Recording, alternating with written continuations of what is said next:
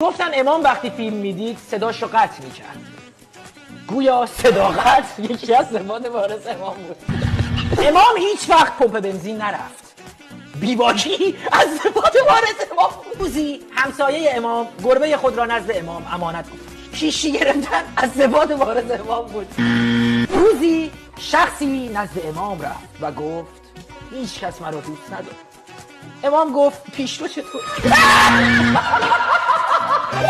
امام همیشه هنگام حکم بازی کردن رانی می نوشید. حکمرانی از صفات وارث امام بود. روزی امام بردیکر را دید و با او گی کرد. باکرگی از ویژگی‌های خاص امام بود. روزی رفسنجانی به امام یک گونی پسته داد.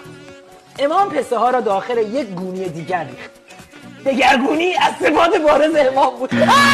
یک روز امام تصادف کرد و یک فرد بهش گفت تو باید بری اتاق عمل و امام گفت خیر. عمل خیر یکی از صفات وارث امام بود.